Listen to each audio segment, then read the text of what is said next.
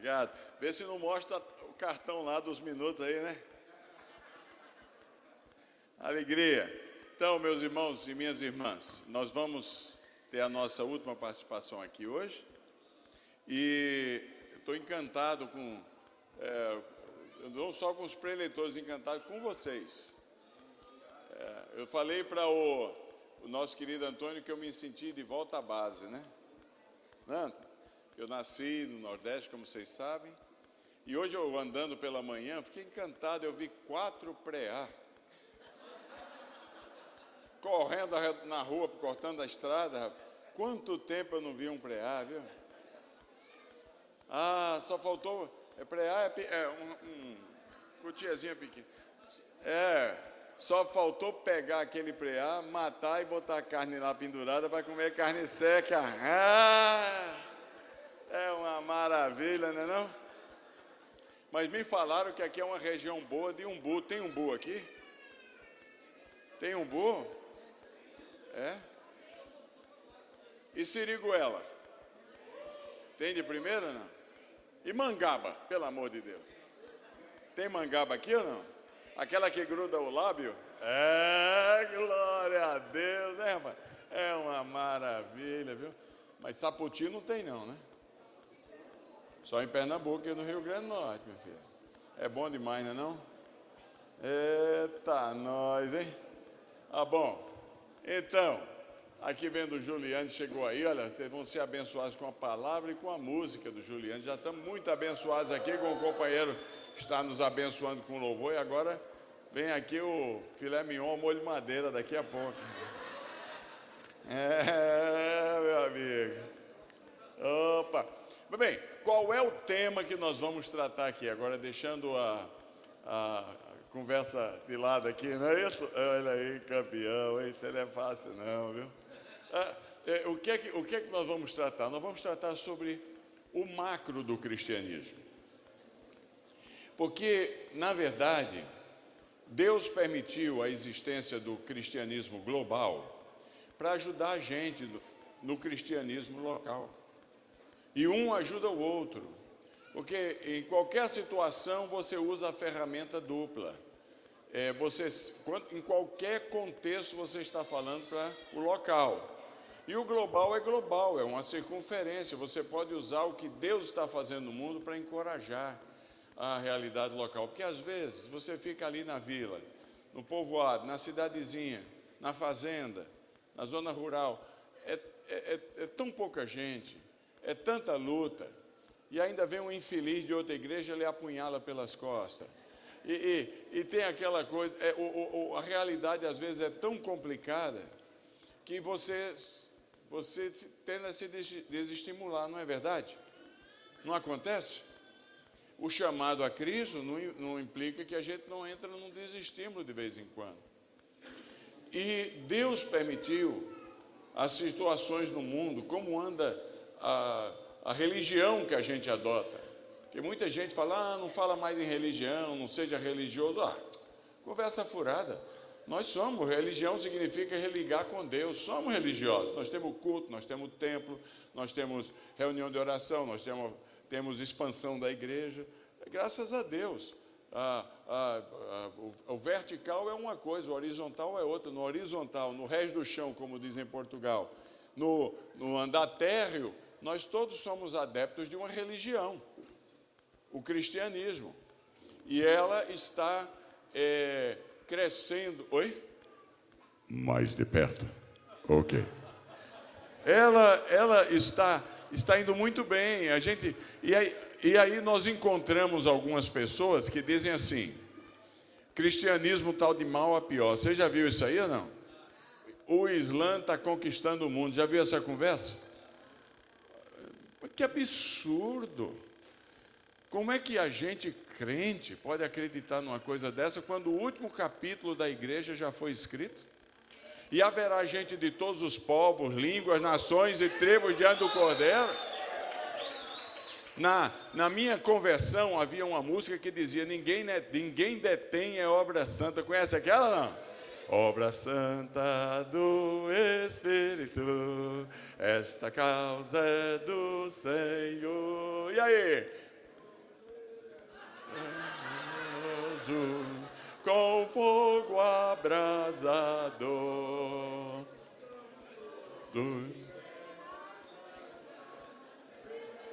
Tem muito amor, esta hora é decisiva. Pararam, pam, pam, pararam, pam, pam. Ninguém detém, é obra santa. Ninguém detém, é obra santa. Nem Satã, nem mundo todo pode apagar este dor. Ninguém detém, é obra santa. Esta causa é do Senhor. Aleluia! O cristianismo global ajuda a gente no local. Não tem jeito. Porque é olhando para o cristianismo global que a gente descobre o nosso chamado. E a gente o vivencia. Lucas escreveu Atos capítulo 1, versículo 1, ele diz assim: escrevi o primeiro livro, ó Teófilo, falando a respeito das coisas que Jesus começou a fazer e a ensinar. Eu até hoje nunca vi uma igreja dar muita ênfase nesse versículo, porque a gente gosta de pular para o versículo 5 ou 8, recebereis poder, né? O que a gente gosta é do remexido. Mas para mim, é o versículo mais chave no Novo Testamento, para o ministério cristão. Para definir qual é o propósito de cada um de nós, nesse negócio que nós chamamos cristianismo. Porque Lucas escreve esse texto, e ele diz que, confessa que escreveu 2 volumes, um compêndio de 2 volumes. O primeiro dos volumes que ele escreveu, está falando aí que ele escreveu em 68 na era cristã, 67 a 68, 35 anos depois de Jesus ter morrido e ressuscitado, ele escreve, o primeiro compêndio é o compêndio do Evangelho, 24 capítulos no Evangelho de Lucas, onde termina o Evangelho de Lucas falando da morte, da crucificação, morte e ressurreição de Jesus. Está certo? Essa é o compêndio da obra terminada de Cristo. As últimas palavras dele na cruz foram: está consumado, telestetai. Quer dizer, não há nada mais a fazer. Tudo em relação à salvação da humanidade, no que diz respeito a Deus, é cumprido em Jesus Cristo. Vindo, pois, a plenitude do tempo, Deus enviou seu Filho, nascido de mulher, nascido sob a lei, para resgatar o que estavam debaixo da lei, a fim de que recebêssemos a adoção de filhos, diz Gálatas capítulo 4. Plenitude no grego, plerou, que é mais ou menos como aquela noção de um cálice cheio de água, a borda, e a plenitude, o plerou, a plenitude dos tempos significa o último pingo que fez o cálice transbordar. Jesus é o pingo que fez o cálice transbordar, a plenitude. Não há necessidade de mais nada. Deus havia preparado uma língua universal, que era o grego, uma paz universal, que era a romana, um sistema jurídico universal, que era o sistema romano, e estradas maravilhosas no mundo inteiro para locomoção. O Império Romano foi conhecido como o império da facilidade da locomoção pelas estradas, que algumas delas são usadas até hoje, como a Via Ápia em Roma. Então, ele preparou a base e a gota foi Jesus. Tudo consumado. Tudo consumado. Não precisamos fazer. De vez em quando aparece um doido chamado INRI, dizendo assim: eu sou Jesus. Mas isso é uma loucura, né? Uma loucura. Está tudo consumado. Mas esse é o trabalho terminado de Cristo. Aí o texto diz: vindo, pois, a plenitude dos tempos. Escrevi o primeiro livro, ó Teófilo, falando a respeito da obra que Jesus só começou a fazer ensinar. Esse é o trabalho nosso. É o capítulo 2 do livro. É o segundo tomo, é o Evangelho de Atos, que tem 28 capítulos. E tem um capítulo, que a última história do livro de Atos data do ano 67. De lá para cá, o cristianismo já tem quase 2000 anos.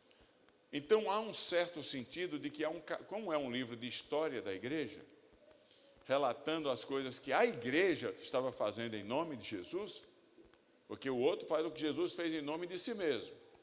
Esse aqui fala o que a gente faz em nome de Cristo, é um livro incompleto. Em certo sentido, você está escrevendo o seu parágrafo naquele livro. Tem um parágrafo lá que tem o meu nome. O capítulo 29 de Atos é imenso, é longo, é extenso, é universal. Ele só vai ser completado quando Jesus voltar. Até lá, nós vamos escrevendo os nossos parágrafos. É a história da sua vida e do seu ministério. O que Jesus faz através de você. É a continuação da obra que Jesus começou a fazer e ensinar. Maravilhoso. Agora, segunda coisa, se Jesus terminou uma obra e Miguel e Gabriel falaram, Jesus, quebra o galho aí, deixa a gente ir lá anunciar na terra. 1 Pedro. Jesus falou, de jeito nenhum, os anjos querem anunciar, mas a obra não terminada de Cristo, que é a obra de fazer discípulos em todas as nações, essas eu vou entregar à igreja evangélica do sertão. É assim mesmo, como ele faz a qualquer cristão. Há uma obra não completada de Cristo, que é a nossa responsabilidade. É ali que a gente escreve o parágrafo das nossas ações. E quando Jesus abrir o livro, as nossas ações vão ser mostradas. E os galardões vão ser concedidos, diz a Bíblia. Está entendendo aqui? Então, Lucas escreve num período muito difícil, como o nosso aqui. Reinava em Roma Nero. Hoje em dia que todo mundo põe cachorro em ar-condicionado é uma coisa, mas na minha época de criança aqui em Acari, nós tínhamos um cachorro e você chamava o cachorro, não era membro de família naquela época. Então a gente chamava o nosso cachorro de Nero. Era o Nero, de tão ruim que era aquele infeliz. Porque Nero foi horrível. Ele foi um imperador romano que reinou por 14 anos. E começou a reinar com 54 anos. Até os 60 anos ele até que foi bem, mas ele enlouqueceu. Ele matou a mãe dele, matou o irmão dele, Germânico. Ele mandou tocar fogo em Roma, 24 bairros. Como só 2 bairros não pegaram fogo, que era o bairro dos cristãos e o bairro do Fórum Romano, que existe até hoje, e a população levantou-se contra ele, ele acusou os cristãos e começou uma matança. Foi a primeira perseguição cristã no continente europeu. Matou muita gente, não foi universal, foi regional, mas foi a primeira. Foi ali que ele matou Paulo e matou Pedro. Pedro foi morto de cabeça para baixo, crucificado. Paulo foi morto, provavelmente decapitado. Tem a igreja de São Paulo em Roma, do lado de fora das muralhas, tem os restos do corpo dele até hoje. Muito bonita a igreja para visitar, para orar, é maravilhoso lá. Então, a Nero escreve aí, numa realidade muito complicada da igreja. O povo da igreja, quando Jesus morreu e ressuscitou, eram 500 crentes só, que testemunharam Jesus vivo, diz Paulo. Agora, eram 20 mil. Em Roma, 200 mil no Império Romano. Então, a turma estava se perguntando, e aí? O povo está morrendo e Jesus não volta, porque ele disse que não passaria essa geração sem ele voltar? Não falou assim? A gente só vai entender isso quando a gente estuda Paulo em Romanos, que entende que a geração é a geração dos gentios, até a volta de Cristo. Então hoje estamos nela. Até Jesus voltar, essa geração não passará. Mas naquela época eles não entendiam, o povo estava confuso e César matando gente. Aí sabe o que é que o Lucas faz? Eu tenho que doutrinar a igreja. Ele era um médico, ele era um evangelista, ele era um historiador, ele prestava atenção a detalhes. Então, eu tenho que abençoar a igreja. Ele escreve, então, Lucas e Atos. Um fala a respeito da obra completada de Cristo e a outra fala a respeito da obra que você e eu recebemos de Cristo para levar adiante. Esse negócio de terminar a obra, papo furado, isso é uma linguagem da missiologia, ninguém consegue terminar a obra. Vamos terminar a obra, termina nada, enquanto nascer gente não termina, só Jesus vai terminar. Não tem como terminar uma obra que Jesus disse que o problema é dele. a gente tem sempre que estar imbuído dessa missão, de continuar a obra que Jesus começou a fazer e ensinar. O cristianismo hoje são dois, ele escreve, finalmente, em 67, para aparentemente uma pessoa chamada Teófilos, que é a junção de duas palavras gregas, Theos e Filéu. Theos significa Deus no grego, Filéu, amigo.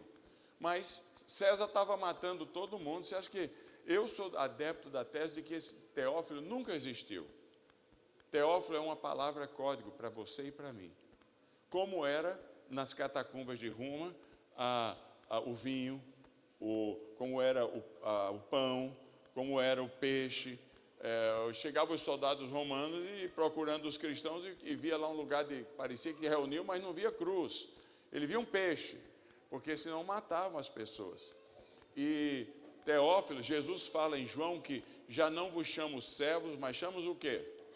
Amigo. Então, o livro, na sabedoria divina, na inspiração divina, foi escrito, não foi só objetivamente para o povo lá de Roma, e de lá para cá para alguns outros, foi escrito para você, o amigo de Deus. Você é tão importante na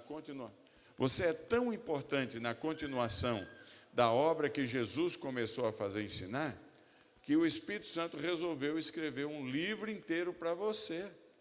Isso é uma coisa fenomenal, porque você é Teófilo, você é amigo de Deus, segundo Jesus Cristo. Não é maravilhoso? Então, e o cristianismo cresceu de 500 pessoas para 2 bilhões e meio hoje. É muita gente.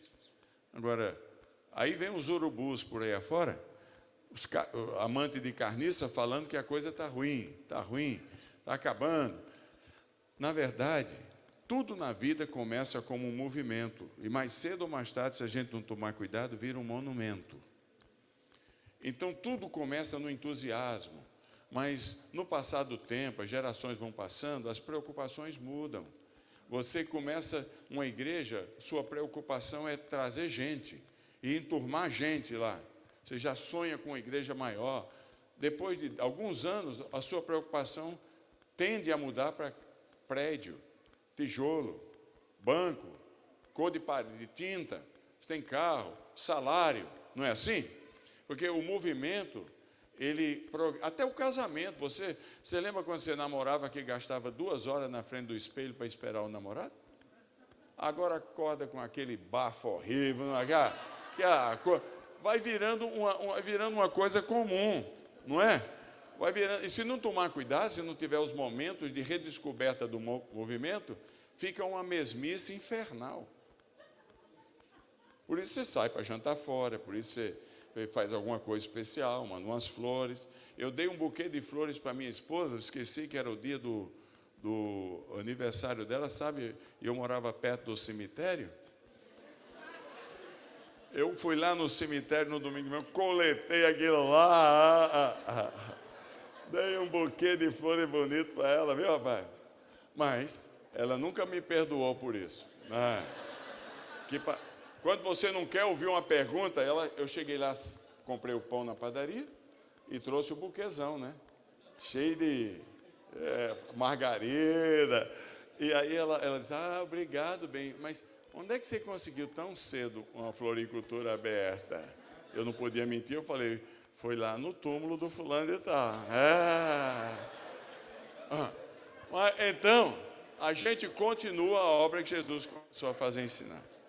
E vocês têm mais crente, 100 vezes mais crente nas igrejas evangélicas do sertão do que tinha na igreja primitiva. No início, quando Jesus ressuscitou, lá só tinha 500, aqui tem 50 mil. Então a igreja não... Onde a igreja é monumento, está há muito tempo, é a Jerusalém.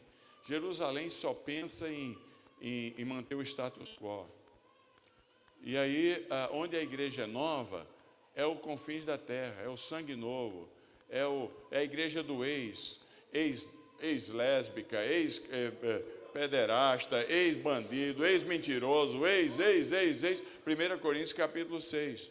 Não se ache entre vós ladrão, roubador, mentiroso, etc., homossexual, etc., está tudo lá. Fostes alguns de vós. Quer dizer, tem alguns que têm que vir.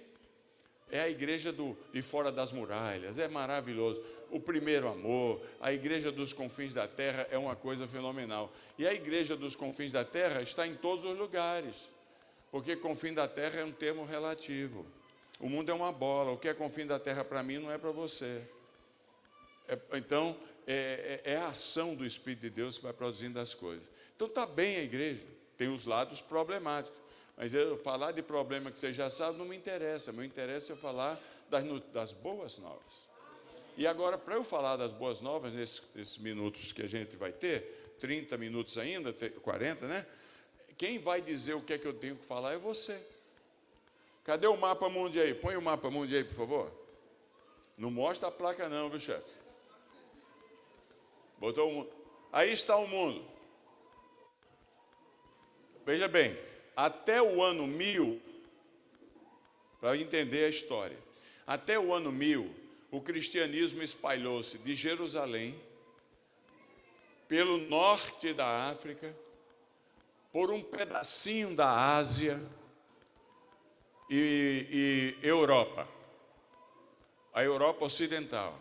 No ano 1000, o cristianismo ultrapassou os limites da Europa Ocidental e entrou na Europa Oriental, onde hoje está Rússia, Kiev, etc. Foi um missionário chamado São Cipriano, que levou o evangelho. Ele morava em cavernas, em Kiev.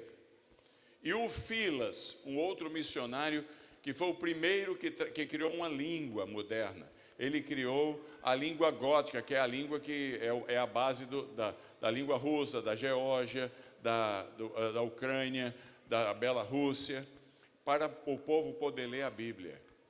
Então o cristianismo penetrou naquela área do mundo, depois chegou nos nórdicos, na Suécia, na Finlândia, na Dinamarca, na Noruega. E com as descobertas, o cristianismo foi enviado pelas potências colonialistas para uma boa parte do mundo novo. Qual era o mundo novo? Américas e Mumbai na Índia, Goa na Índia, Malásia, e Filipinas e parte da Indonésia. Chega o ano 2000, qual é o que estava faltando? Ou perto do ano 2000, estava faltando a Ásia, basicamente. E a África foi alcançada entre 1000 e 2000. Faltava a Ásia, lançaram um negócio chamado Janela 10x40, você lembra disso ou não? E ainda tem crente orando pela janela 10x40 depois de 50 anos. Vai ter falta de fé assim no inferno. Porque se depois de 50 foi lançado em 74, o ano que vem faz 50 anos. A igreja encheu de recursos, de missionário, de dinheiro na janela 10x40, pegando a linha do Equador 10x40, longitude e latitude, ainda ora pela mesma janela 10x40, é uma infelicidade. É um fracasso. Hoje ela no máximo 5x15. 5x15. Porque, linda, esse milênio é o milênio da Ásia e do norte da África, a África muçulmana. O cristianismo está explodindo, mas eu vou deixar você perguntar a sua curiosidade. Vai dar uns 4 ou 5 pessoas que vão perguntar aqui nesses minutos, o que é que você quer saber? Se eu souber responder, eu respondo. Se eu não souber, a gente vai para o Pai Google. O Pai Google tem tudo. Mas vamos lá. Qual é, ajude aí, a continuação da obra que Jesus começou a fazer assinar? O macro vai ajudar você nos momentos de dificuldade, porque se a igreja está crescendo por lá, como é que não vai crescer aqui? Fala, abençoado. Eles vão passar o microfone. A África subsaariana ali no norte, que tem a predominância, né, do Estado Islâmico, Níger, como é que está ali? Então, todo mundo entende essa linguagem? Norte-saariana. Subsaariana. Essa área aqui que ele está se referindo aqui, ó. Essa aqui, ó. Aqui é um deserto, chamado deserto de Saara. Saara no árabe quer dizer deserto. É deserto mesmo. É aqui. Então, ele está perguntando, e é muçulmana, mas um dia foi cristã. Santo Agostinho nasceu na Argélia. O pai da doutrina cristã era argeliano, ele era bárbaro. E hoje os bárbaros estão voltando para Cristo com gosto de gás. Bom, aí ele quer saber como é que está o cristianismo ali. Que ali quais são os países ali? Marrocos, Senegal, Mauritânia, Líbia, Tunísia, Argélia, Egito, não é? Aí abaixo deles tem o Níger, tem o Chad e os Camarões. Assassinaram o camarão. Então ali está e o norte é da Nigéria. Ali está como é que está o cristianismo naquela região? Porque um dia foi cristão. Mas sabe, quando a gente se preocupa apenas em conquistar uma pessoa para a nossa igreja, e não fundamentar a pessoa na Bíblia, vem outro e conquista para a igreja dele. Porque sempre tem 20% da população que está pronta para sair da nossa igreja. Isso é científico. Tem 20% dos membros da sua igreja que estão, qualquer coisa vão para outra. E não adianta, é melhor deixar aí do que você, crente de alta manutenção é uma tragédia.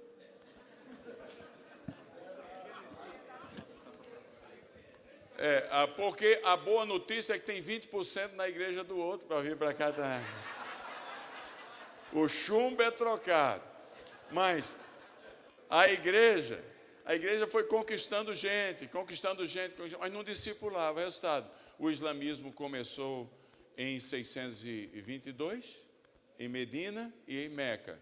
Em 714 ele já tinha tomado conta do cristianismo todinho no norte da África. E através de Marrocos entrou na Espanha, ganhou a Espanha e Portugal. Portugal e Espanha ficaram 700 anos debaixo do islamismo. Uma coisa tremenda. É linda a história católica da reconquista da Península Ibérica. A gente tem que levantar as mãos para o céu e agradecer a Deus pela Igreja Católica. Senão todos nós seríamos muçulmanos hoje. Essa é a verdade. Então, aí agora, depois desse tempo todo, começou o movimento para Cristo. Olha, só a Assembleia de Deus no Senegal está plantando 100 igrejas por ano. 100 igrejas. Porque o islamismo, não é todo mundo matando. O islamismo é igual ao catolicismo. 10% canta Ave Maria, 90% toma cerveja. Eles não tomam cerveja lá, mas nominal, acomodado, não sabe nada. 50% dos muçulmanos do mundo não sabem nem ler e escrever. Então, a palavra de Deus é o que o imã diz. Então, quando chega alguém para ajudar, ele não fica matando. Quem mata são os radicais. Tira logo da sua cabeça que ver um muçulmano é ver um terrorista. Isso é conversa, isso é obra maligna. Tem terrorista, mas nós não temos no nosso lado também cristão que põe bomba, mata gente, faz coisa assim.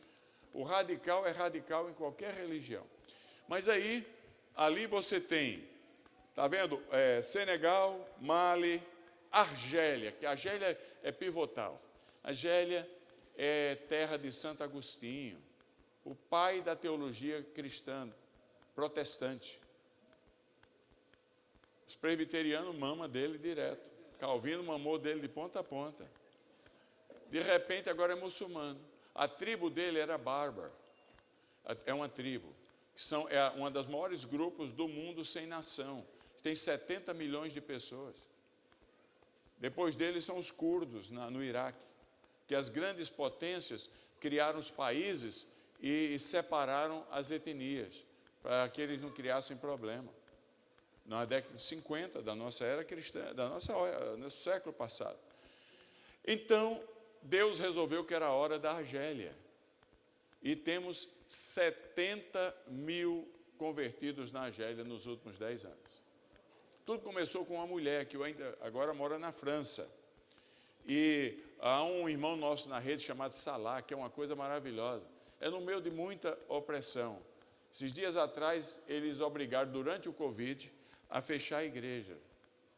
A polícia chegou lá e falou assim para o Salah, que eles não podem construir igreja, então eles compram um apartamento, derrubam tudo que é parede, põem coluna e vamos embora. A igreja dele tem 1.200 membros. Todos, 100%, inclusive ele, convertidos do Islã. Aí a polícia chegou lá e falou, quarta-feira nós voltamos aqui para fechar a igreja. Vocês não vão estar mais autorizados a abrir, porque nesse país de Sharia tem duas polícias, a polícia e a polícia religiosa, que tem certo sentido mais poder do que a outra. A polícia religiosa veio e falou, você vai ter que fechar. Ele me mandou os vídeos e tudo. Aí ele falou para o policial, quarta-feira? Então venha, é a nossa reunião de oração. Aí não é que os bichos vieram e quebraram tudo, deram um couro em todo mundo. Os crentes apanharam. Estava lotado, porque crente gosta de tensão, né? Então, falou que ia ter a polícia lá, todo mundo veio. E foi muita cacetada. Aí, puseram um cadeado e não abriram até hoje. Mas aí, ele foi nos degraus da entrada do prédio de apartamento, com a televisão, que aí a televisão foi, tudo foi, em Argel. E ele disse você acha o vídeo, você indo no Google, pastor Salar, Argélia. Ele disse assim para o mundo, vocês podem fechar as nossas bocas, mas vocês não podem fechar os nossos corações.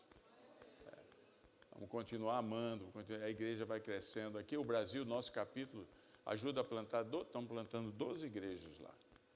Brasileiros estão ajudando a plantar 12 igrejas. Argélia. Olha aí você tem, a Líbia é uma luta, porque a Líbia é um país insolvente no momento. E a perseguição sobre os cristãos é muito grande. O testemunho na Líbia são de cristãos egípcios que entram lá. Você lembra dos 23 que foram mortos? Cabeça cortada, saiu no mundo inteiro, foi na Líbia. Então ali é uma dureza. E aí você tem o Egito. O Egito é um fenômeno, tem 7 milhões de convertidos nos últimos 5 anos. É inacreditável o que está acontecendo. Todos os anos nós levamos um grupo de brasileiros para lá. Vão agora 185 pastores e líderes, ainda tem 15 vagas. Passam lá uma semana na igreja. No centro do Cairo nós temos uma igreja com 11 mil pessoas. A igreja se multiplicando, com dificuldade, mas é sinais e prodígios. Terroristas converteu. Converteu-se um terrorista chamado Abdallah, que eu terminei ficando amigo com 2 mulheres, que ele era muçulmano. E aí, fica com uma ou fica com as 2?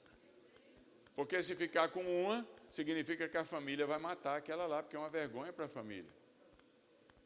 Aí ele veio daquele jeito, eu falei, rapaz, segura as pontas aí.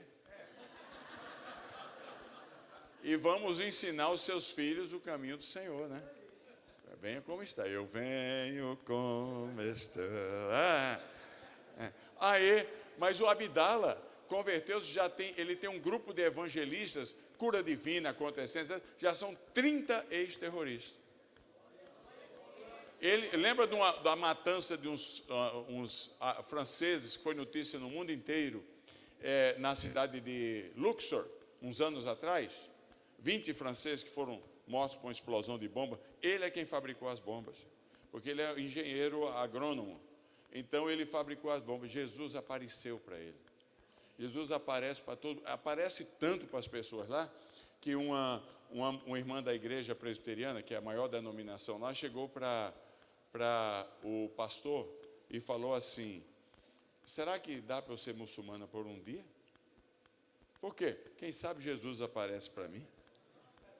É demais, apareceu para Abdallah se converteu. Ele, cheio de dúvidas, se converteu. Agora ele prega, é o único lugar na região toda que uma mesquita virou igreja. Ele é um oásis no centro entre Cairo e como é que chama aquela cidade lá? Assuã. Então ele tem uma mesquita, ele está com umas 300 pessoas frequentando. E aí eu perguntei para ele, Abdallah, você não tem medo que a turma venha e põe uma bomba aqui? Ele falou, medo de quê? Eles pensam que eu sou terrorista? É inacreditável. Agora, é com medo de muitas lutas, porque, por exemplo, nesse mundo muçulmano aí, que o povo está abrindo mão do Islã, só no Iraque eu falo depois, mas olha, lá no Egito, por exemplo, a igreja não batiza a pessoa se a pessoa não disser que está pronta a morrer por Cristo. Não é morrer com Cristo, não. Aqui a gente batiza... Amém, muito obrigado. O assunto está interessante? Ó, então, lá no Egito, aqui quando a gente vai batizar alguém nas nossas igrejas, a gente vai mergulhar a pessoa, a gente pergunta, você está pronto a morrer com Cristo nas águas do batismo? Aí a pessoa diz, sim, você batiza. Lá não é com Cristo, a preposição é por Cristo. E aí eu perguntei para o Samé, por quê? Ele falou, vou contar uma história, que não é fácil. Quando você nasce no mundo muçulmano, se é Sharia, são 40 países que seguem a lei muçulmana, sua carteira de identidade diz a sua religião. Se é cristão, muçulmano, muçulmano. O cristão pode solicitar uma nova carteira de identidade se converter ao Islã. O Islã nunca muda. É proibido, você vai para a cadeia se você pedir para alterar porque você se converteu. Então é uma situação difícil. Tem milhares de jovens bonitos, de homens e mulheres, que nunca vão poder casar, porque se converteram a Cristo. É uma situação complicada, porque se eles forem registrar para casar, vão pedir o documento de identidade. Como é que você vai casar numa igreja se você é muçulmano? Tem que ser com o imã. E aí tem que trazer o imã. E a parte cristã tem que recitar o credo muçulmano e virar muçulmana. Não há Deus além de Deus e Mohammed é seu profeta. E aí a carteira dela pode mudar para ser muçulmana. E aí se resolve casar num país que não tenha problema, e se voltar para o Egito, como aconteceu com uma amiga minha egípcia, casou com um libanês, se voltar para o Egito, ou para um país muçulmano, e nasceu o neném, a sua carteira ainda diz muçulmano. Você tem que chamar um imã, e o pai tem que recitar no ouvido da criança, do bebê, não há Deus além de Deus e Mohammed é o seu profeta. E aí a carteirinha da criança sai muçulmano. Então os jovens estão se convertendo, só nessa igreja no Centro do Carmo tem mais de 2.000 jovens convertidos, tudo e profissional liberal, tudo formado, nunca vão poder casar. Nunca. Não tem jeito. Eles aceitam a Cristo e aceitam que é parte do custo de seguir a Cristo. Mas chegou o batismo dessa irmã. Está aí, ó, Egito. Chegou o batismo dessa irmã. 23 anos de idade. Eles normalmente, o muçulmano não tem problema que você vá na igreja. Ele tem problema que você se batize. Já, rapaz? Ave Maria. Viu? Orar por você, rapaz. Tá com Mas vamos embora. Então, vou terminar por aqui. Quer que eu termine o testemunho dela? 23 anos, brilhantes, se converteu a Cristo, frequentou a igreja por 1 ano, formou-se na Universidade Americana de Cairo, recebeu uma bolsa de estudo em Oxford. E aí, um dia antes dela ir, ela pediu para ser batizada. Aí o presbítero que foi a batizar, tinham 2 pessoas para serem batizadas, ex-muçulmanos, ela e um rapaz que morava num oásis perto das pirâmides. Ele perguntou para ela, você está pronta a morrer por Cristo? Ela, 24 anos, morando num prédio de apartamento, 13º andar no Cairo. Ela falou, se você tivesse visto o que eu vi quando Cristo apareceu para mim, você nunca me perguntaria isto. Estou pronta para morrer por Ele. Batizaram, ela chegou em casa, a mãe não sabia, mãe muçulmana.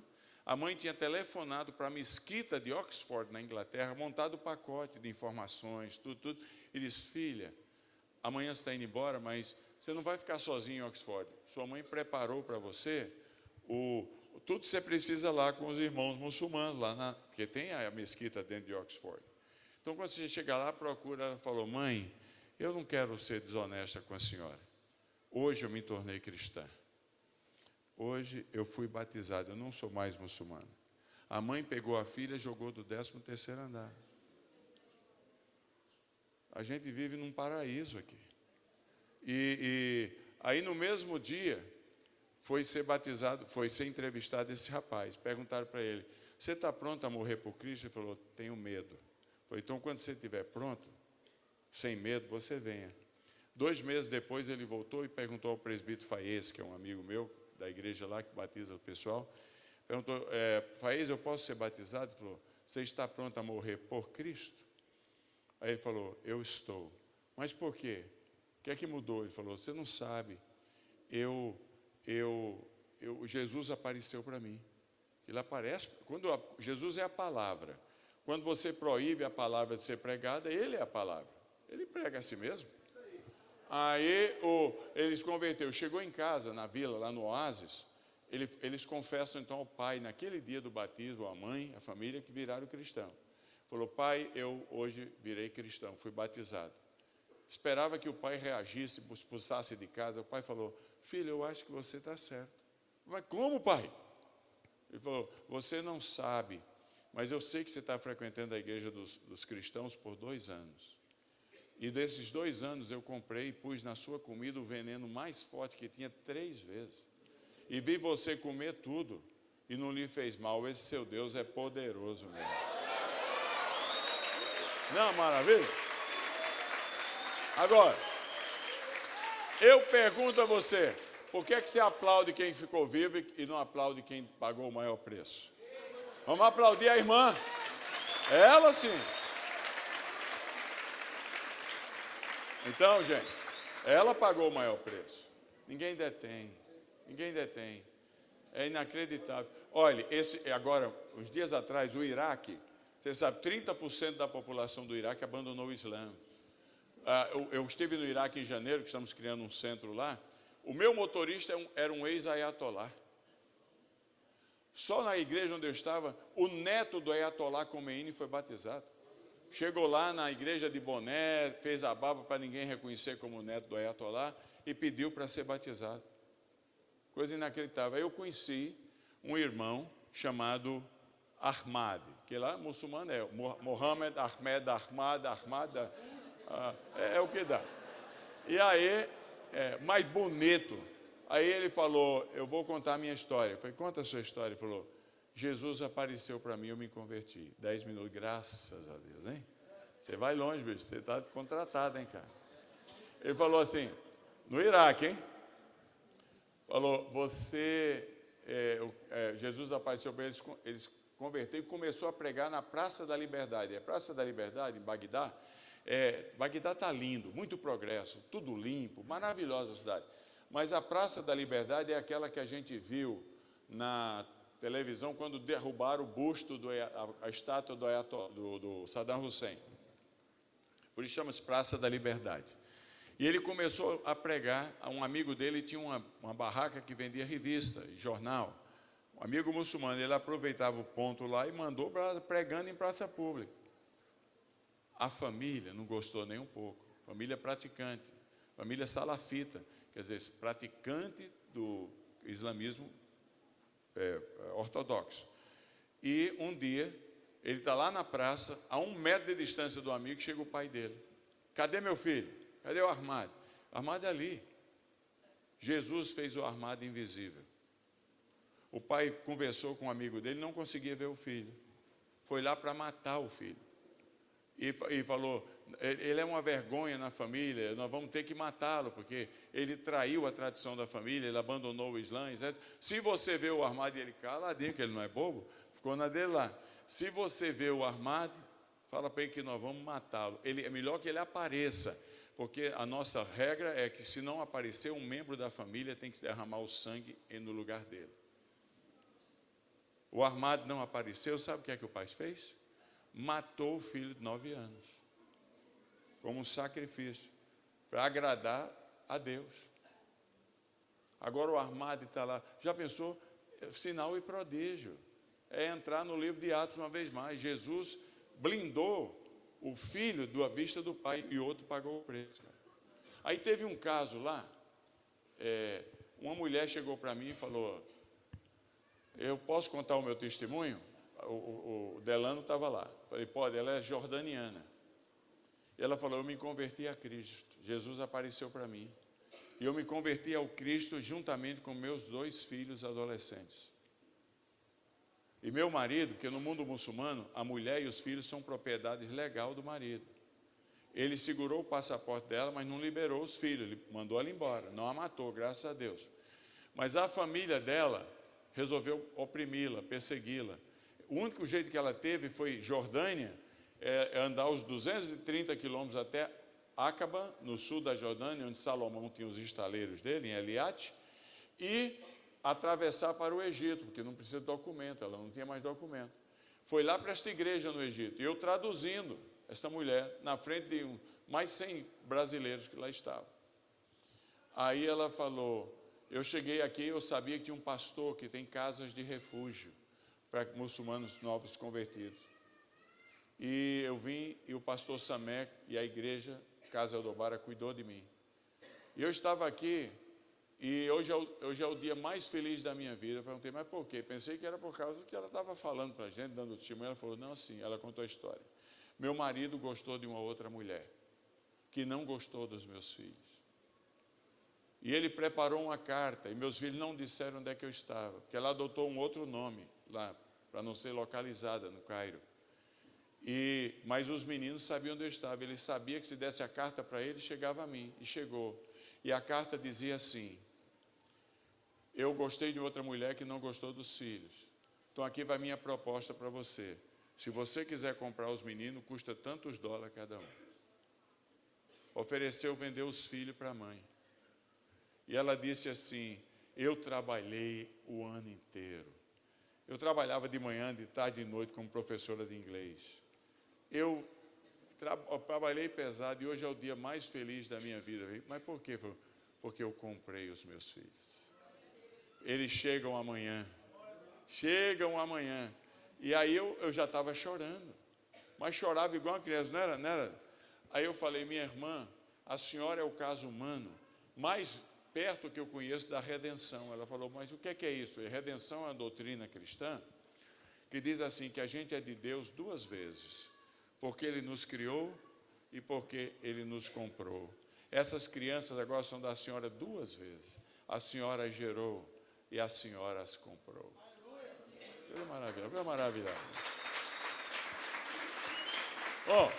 Temos tempo para mais um país. Qual é?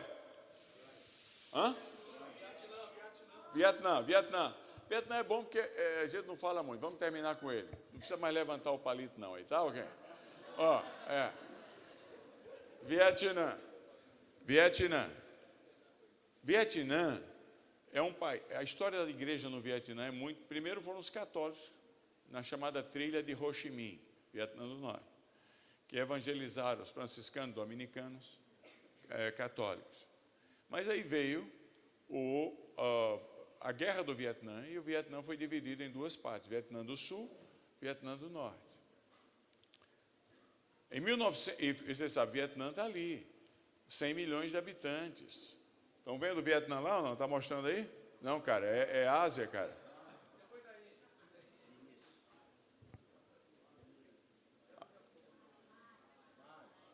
Ajuda ele aí. Embaixo. Aí Hanoi, está vendo Hanoi aí, ó? Aí, para cima. Aí, para baixo. Aí, isso é Vietnã.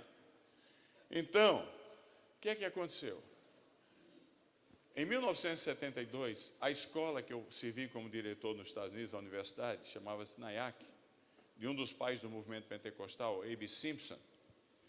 Ele, de 140 anos, nós somos uma universidade, éramos uma universidade missionária, porque formava o pessoal como advogado, como enfermeiro, como que fosse, e com comprometimento de levar Cristo às nações. E mandamos muitos missionários. E lá, 7 deles foram para o Vietnã, no norte do Vietnã, na fronteira com Camboja, 1972. Muito tocante essa história. O Vietnã todo, evangélico, só tinha 120 cristãos. E eles foram bem na fronteira. Um casal era médico, formou-se na nossa universidade, e um pré-médico fez um curso canadense, e os outros eram enfermeiros, homens e mulheres.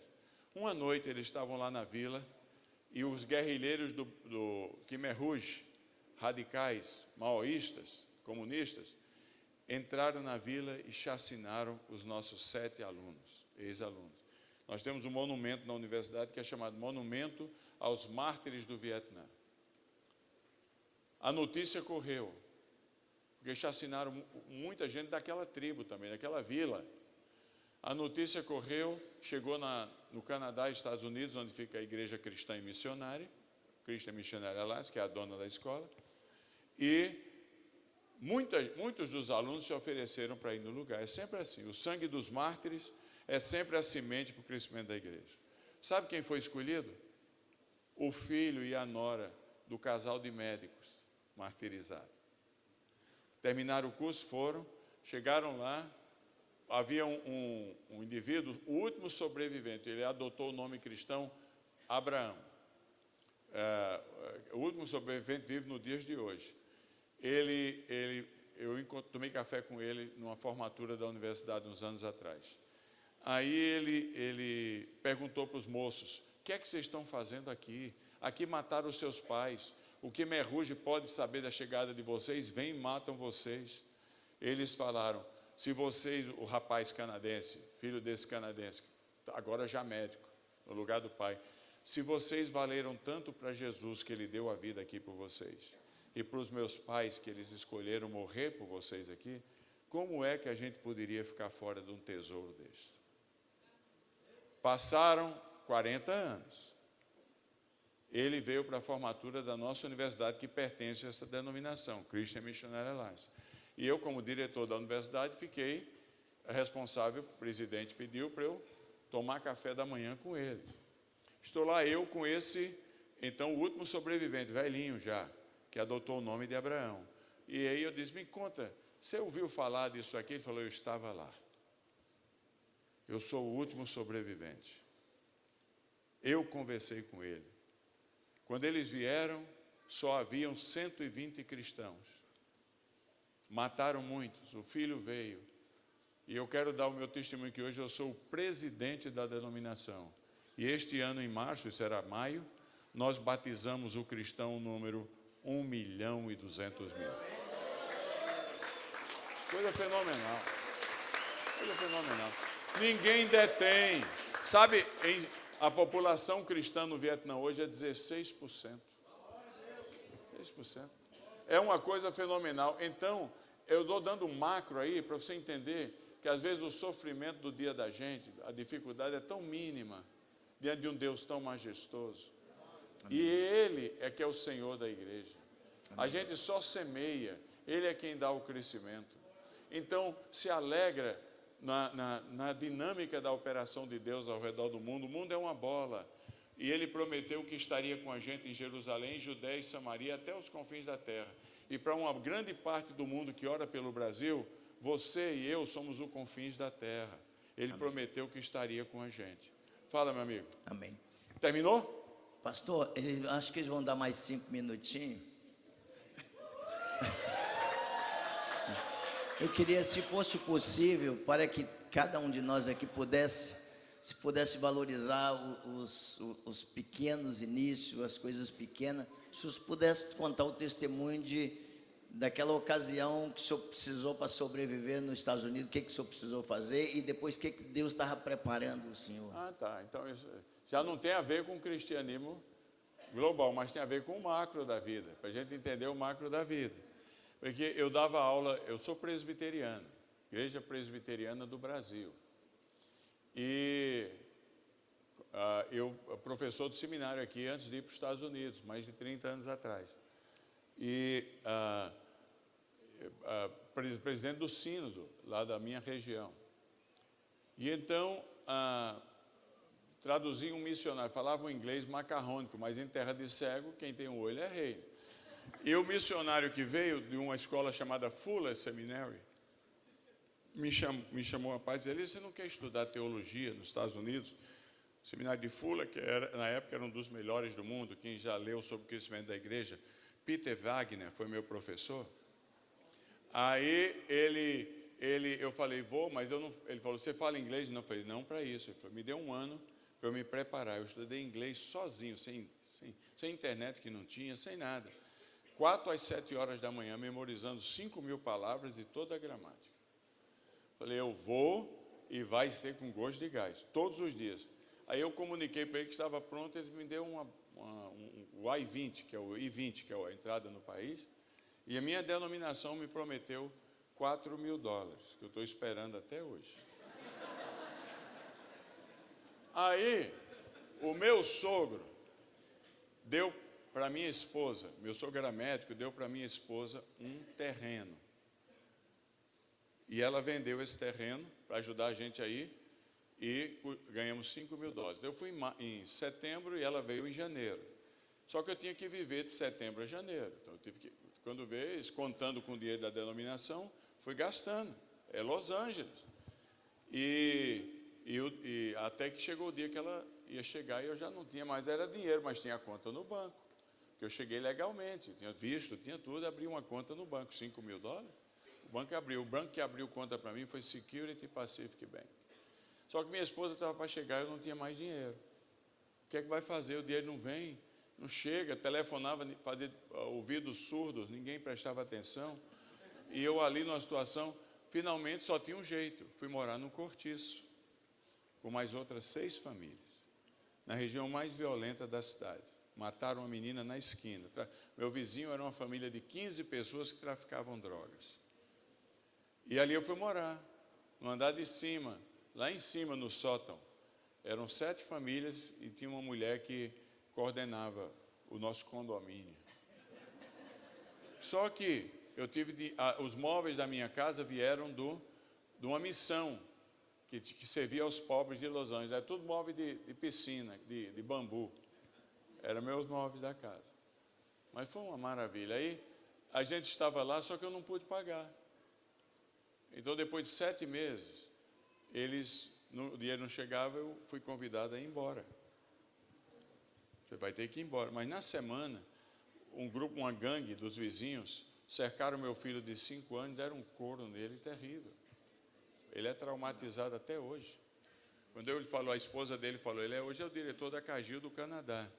Mas ela falou, estamos indo lá em Pasadena. Você pode me dar o endereço onde vocês moravam? Eu quero levar o neto lá. Ela falou, ele acabou de se urinar.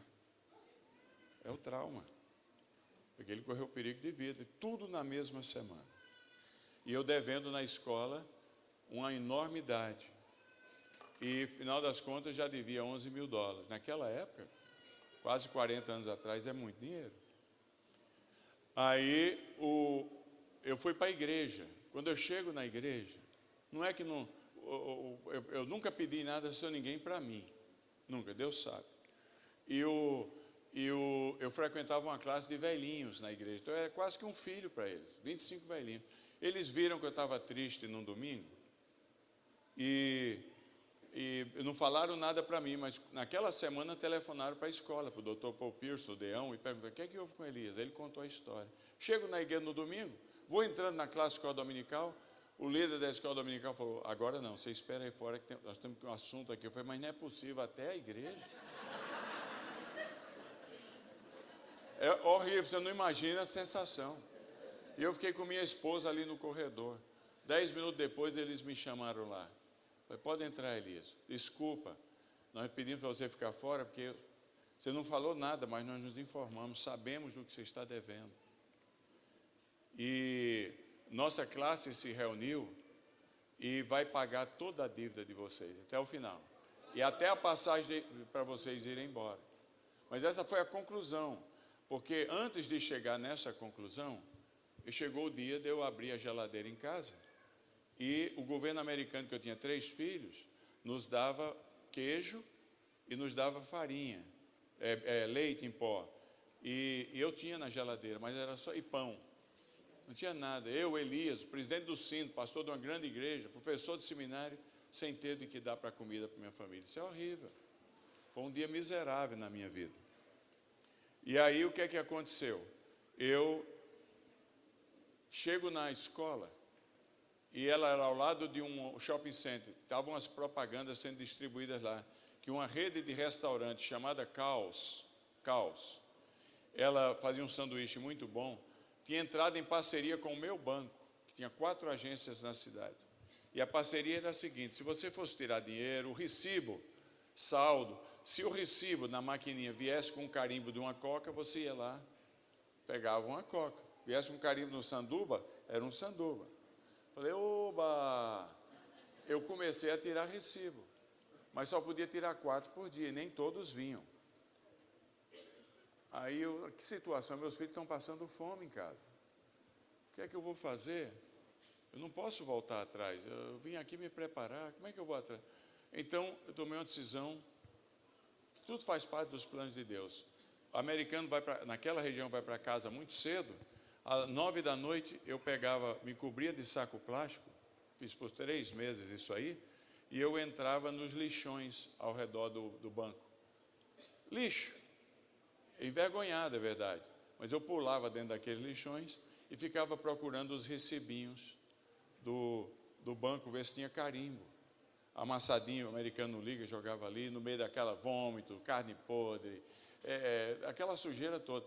E eu ali, o grande Elias, tendo que pegar, mas olha, nunca comemos tanto sanduíche e batata frita, por 3 meses.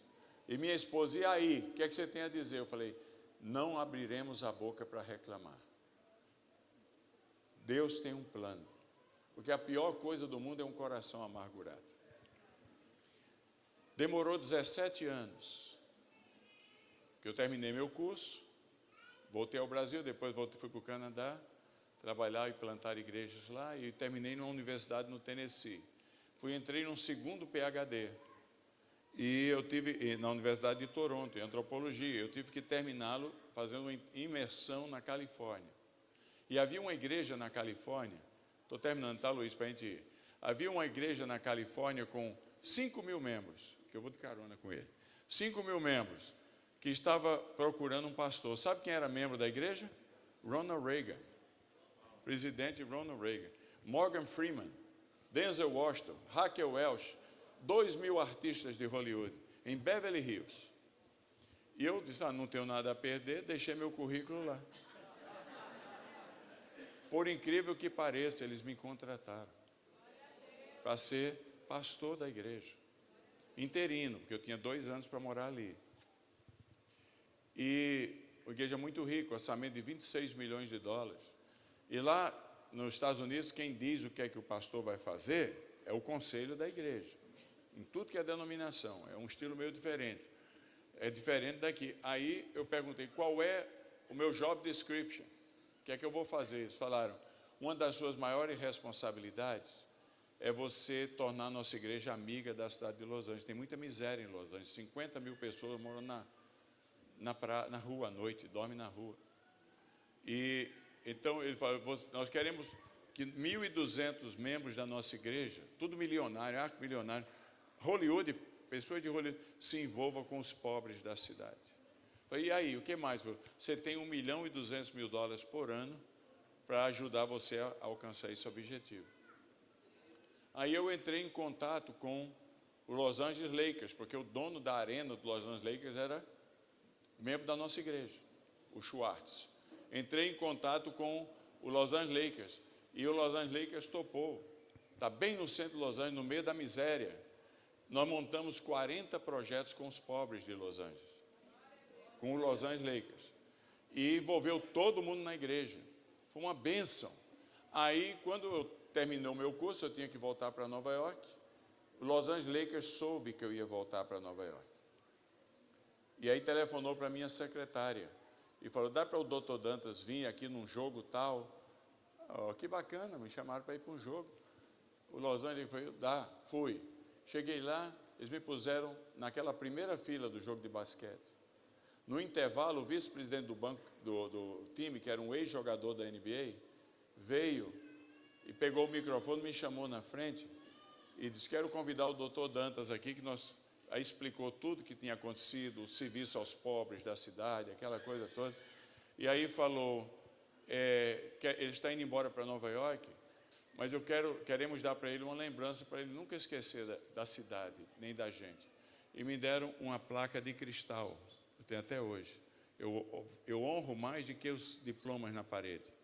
Essa placa de cristal diz assim, ao Dr. Dantas, Belé Presbyterian Church, defensor dos pobres de Los Angeles. Não é uma maravilha? Agora, pensa bem, vem comigo aí. acariense, do Siridó. Zé Ninguém, pela graça de Deus, passando o que eu passei com a família em Los Angeles, só fui entender o propósito 17 anos depois. Deus, não acontece nada por acaso. Ele vai trabalhando nas durezas da vida da gente, e se a gente não murmurar, se a gente não reclamar, se a gente pedir a Deus, Deus, não estou entendendo, mas revela no tempo certo, a gente vai entender o porquê. Porque se eu não tivesse comido da lata de lixo, eu nunca ia entender a miséria daqueles sofredores de Los Angeles. Eu não teria o sentimento, a compaixão para poder trabalhar com eles. Deus é maravilhoso. Ele trabalha na gente para mais cedo ou mais tarde trabalhar através da gente.